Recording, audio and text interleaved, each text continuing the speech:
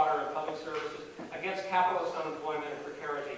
These movements are still in their infancy, still unsure of their future, against capitalism, still not sure about what that other possible world should look like, but their radical democratic instincts are, I believe, humanity's best hope.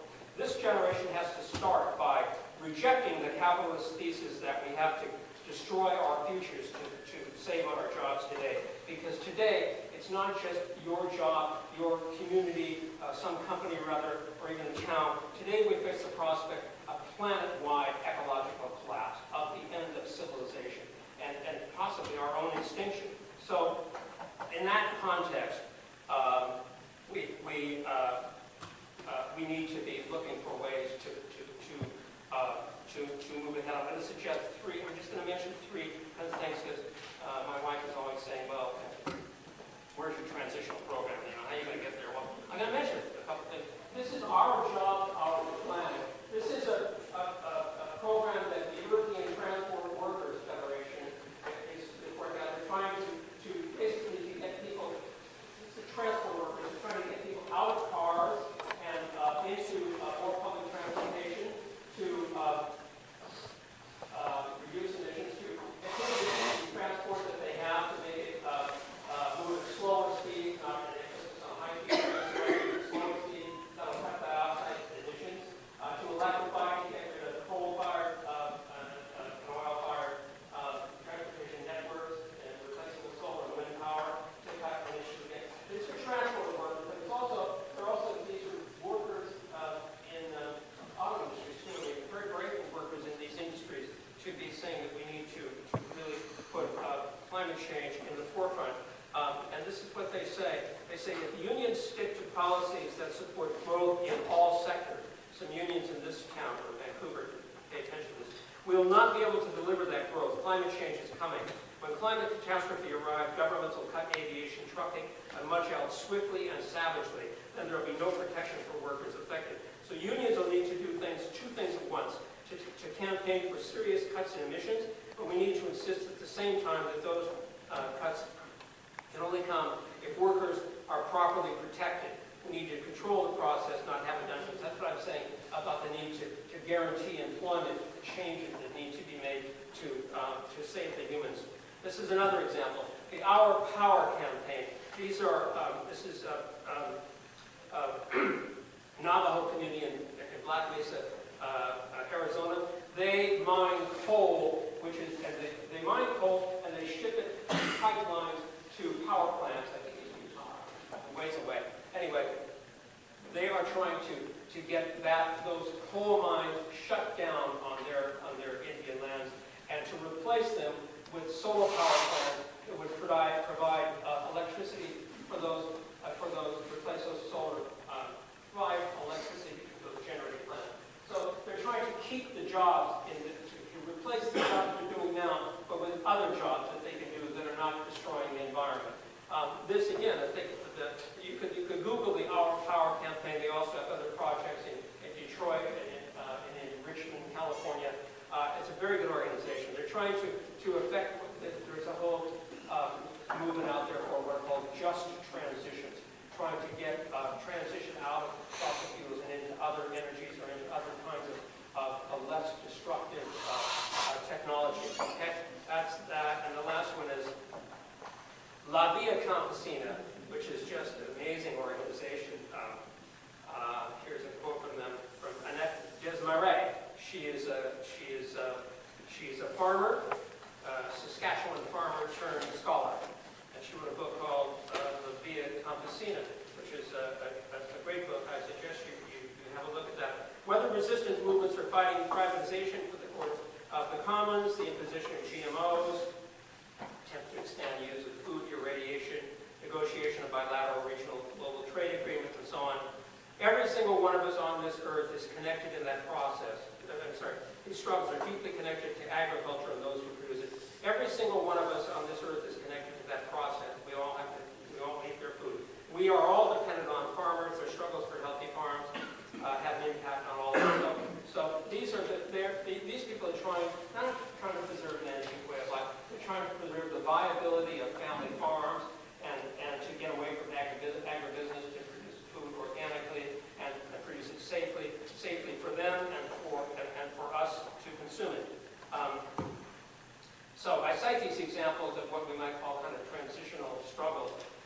it's not, and so, because we do need to mobilize, we need to be out there to block the trains, the pipeline, commit civil disobedience, get arrested like James Hansen, go to jail.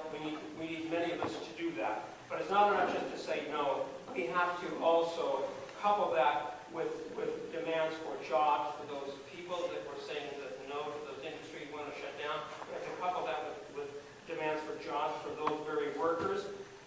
And most importantly, we have to, as we wage these transitional struggles for a new world, we have to explain to those we work with why at the end of the day that there's no salvation in capitalism, that we have to completely overturn this disgusting social order and build a completely different kind of economy from the bottom up, an economy by the people, for the people. You can call it economic democracy or ecosocialism, whatever you like, but either we save capitalism or we save the humans. We can't save both. There's no doubt that closing the book on capitalism and building an eco-social civilization is the greatest challenge humanity has ever faced. We may fail, but I don't think so. Thank you.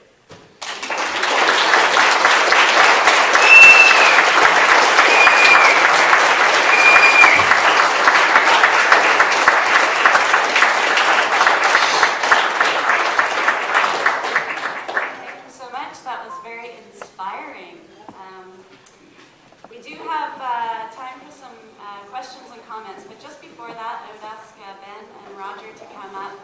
In keeping with the closing words, we're just going to talk to you a little bit about some of the organizations that were involved in putting this talk together, but also that are involved in trying to create the transitions and societal change that we were talking about. So this is Ben Isford. He's a city councillor in Victoria and a member of the Social Environmental Alliance.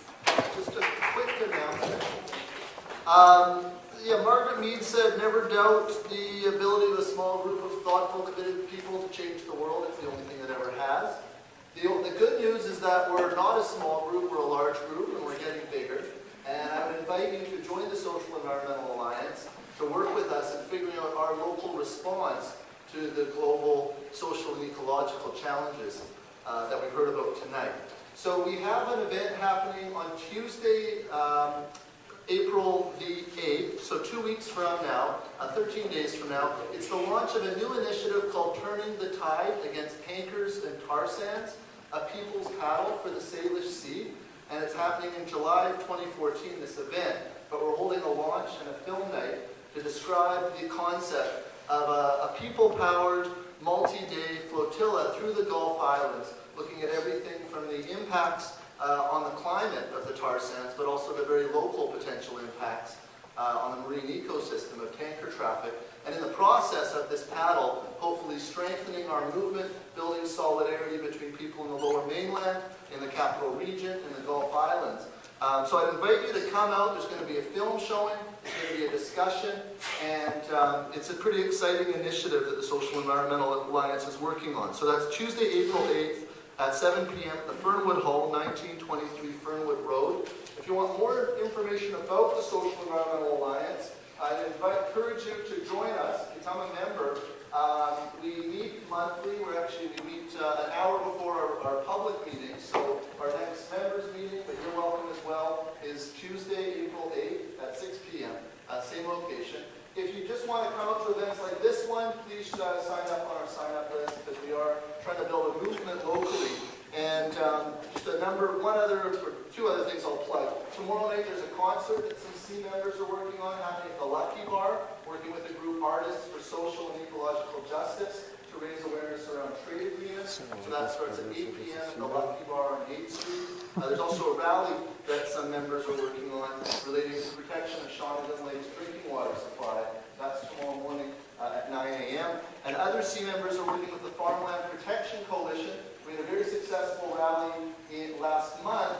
Unfortunately, it looks like the province will persist with changes to the Agricultural Land Reserve, with an announcement coming forward tomorrow. But we do have events coming up in April looking at what we can do locally through zoning bylaws, but also through the acquisition of farmland to strengthen and protect local food systems. So lots going on. If you'd like to get involved, join us. Thank you for coming out tonight, and I look forward to the questions and discussion. Thanks to our speaker and all the partners.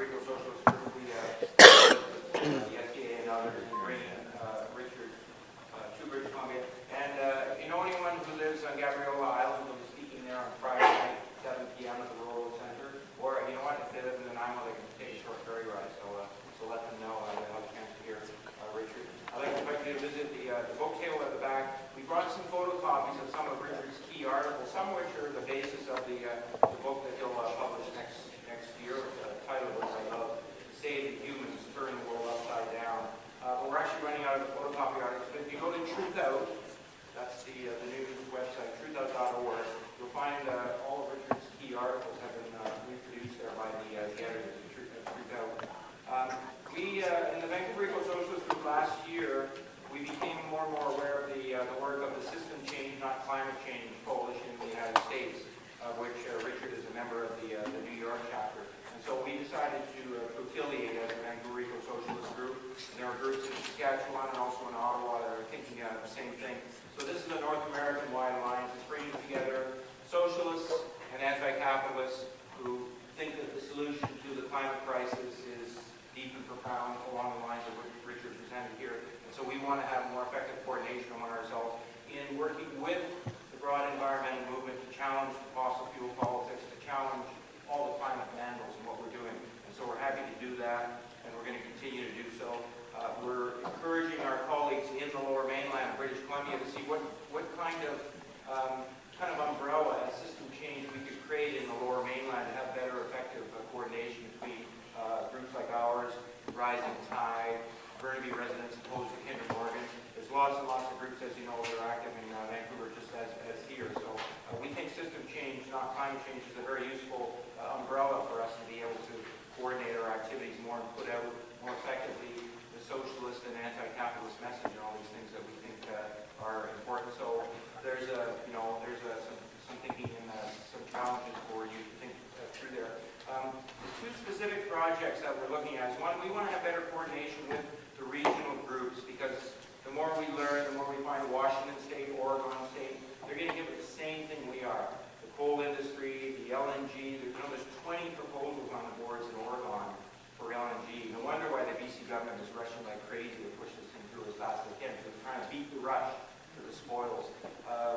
They're being hit with it as well. And then secondly is we're paying particular attention in Vancouver, and we'll be talking more and more to people here in Victoria, how we can have more discussion in our unions, to get our unions, especially the industrial unions, more on side on these climate issues. And we have no stake as workers in this destructive capitalist fossil fuel economy. And so we've got to convince our colleagues in the unions to join this movement. We have no stake in the short-term construction jobs and pipelines are just a false mirage. Yeah, you get a job for 3 to 5 years building a pipeline, and then you're left with what? A spoiled earth. Nobody benefits from that. So we very much want to join with people right across the province and beginning to have more effective coordination among us in the unions to push this forward, because it's very unsatisfactory here now that our unions, that their political party, the NDP, are not, again, I say the industrial unions are not on board with us. We think that can change. We think the majority of working people in this province, like everywhere else, have nothing to gain by all this. So again, that's another indication that we'll be looking for more coordination and collaboration with the SCA and others here. I've been to Prince George recently to speak. It's a province-wide movement, and we'll be much more forceful with those of us who are among, let me say humbly, the more far-reaching thinkers of what has to be done to provide better effective coordination.